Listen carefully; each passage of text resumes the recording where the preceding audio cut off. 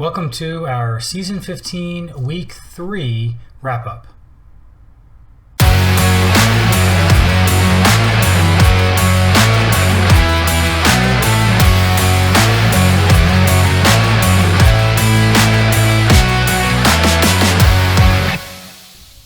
What's your earliest fantasy football moment? We've had a few discussions about this, and I do remember Donnie talking about some fantasy football that they would play more similar to the way we play today with a league, only they would have to go and wait for the Monday morning newspaper to print all the box scores for all the games and add up all the scores by hand. That seemed pretty painful. But I can do one better. I can go even further back to where fantasy football in a slightly different context. I loved computers. We got a Commodore 128 when I was just 12 years old. They didn't have much for the 128. They had a lot of games for the Commodore 64. Well, I probably had about 100 different games. If you remember back that far, floppy disks were pretty easy to copy from and made it easy to have a whole host of games. One of my favorite games was 4th and Inches. Madden, it is not. But it gave me the opportunity to play football, and it actually was what I would consider my very first introduction to fantasy football, because I actually created a league with 2 divisions. Now, I was the only one playing, but the computer was my opponent. So I would play each team against the computer. I would keep track of all of the stats. I would keep track of the records. I would write all of that down in a notebook, which I wish I had today. And I would actually keep track of I did a 10-game season because, frankly, it just took a really long time. But to see what I was working with, I just want to share this one little video from 4th and Inches.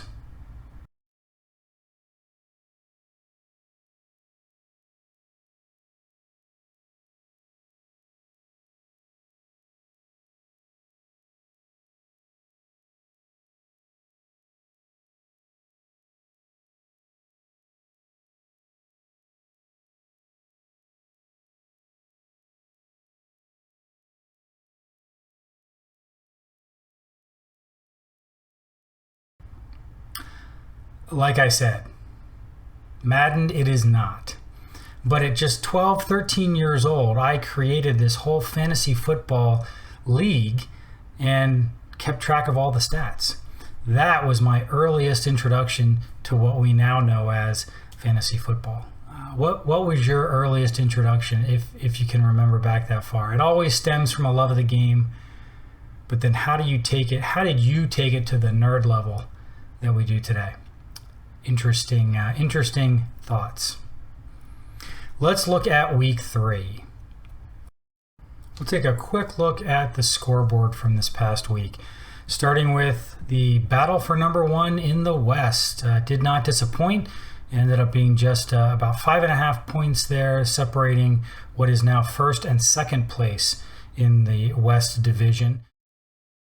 We also see Jersey Birds and Aaron, 2 teams looking to try to make some progress, start to focus on potential playoff run. It's early in the season, but starting 1 and 2 can be difficult. Scored a lot of points, so very positive for both of them. I'll touch on Poncho taking out the reigning champ. That was an epic performance there that Poncho slept through, which, for whatever that's worth. Speaking of worth, it hurts when Eifert finally scored some significant points and got his first win of the season. So good for Alex Billy. I know he's hoping to stay in that winning column there and continue to score those points. Puzzles and light rail.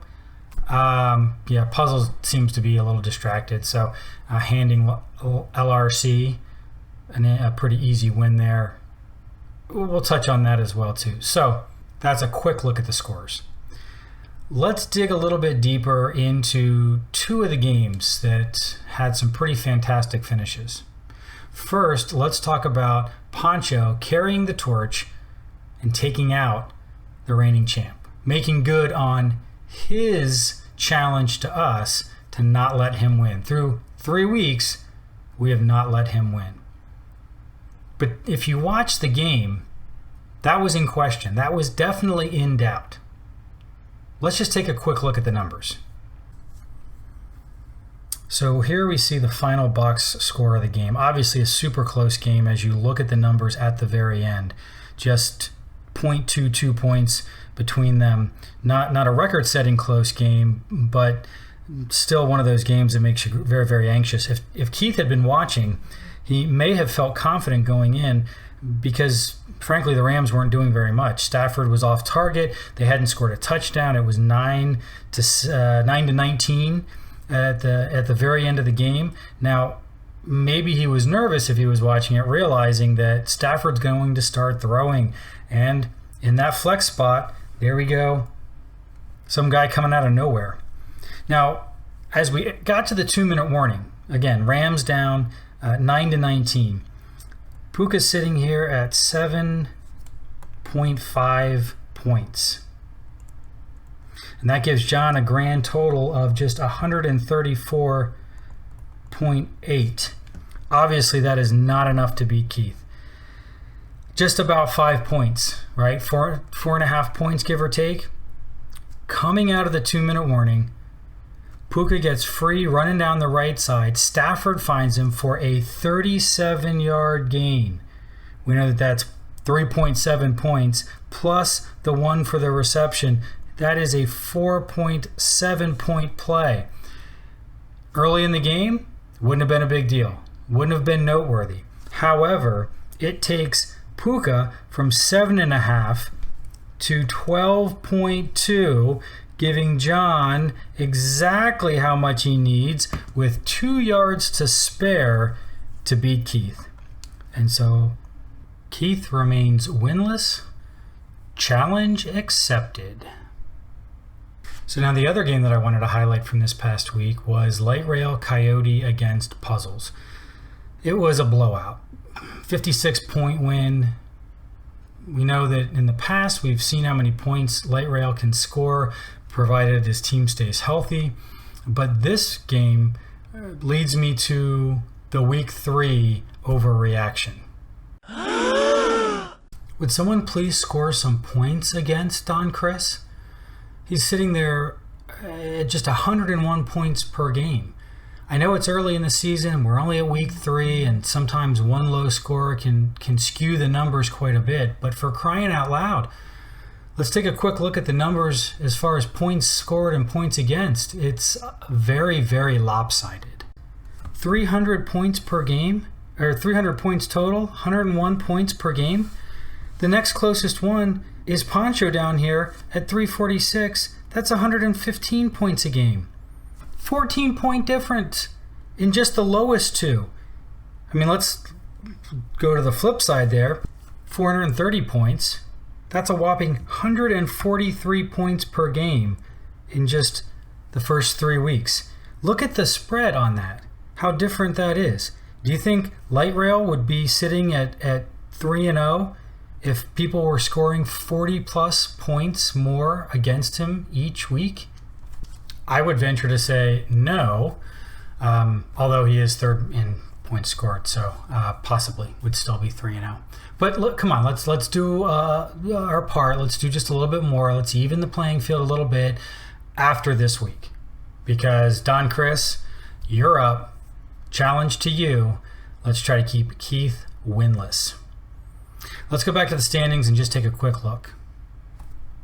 As we look at the standings there, it's very predictable just a few weeks in. All the top teams scoring nearly 150 points or about 150 points a game. So no wonder that they are sitting at 3-0 or 2-1. And of course, at the bottom, we see the opposite of that. Somehow, Joe eked out a win early on. Last week in week 2, where he actually had a solid performance, 121 plus points, and took down Aaron. So that gives him his single win, even though he's sitting at last place as far as points scored. I will give a little shout out to Keith. His 0-3 start is not due to a lack of offensive production for him.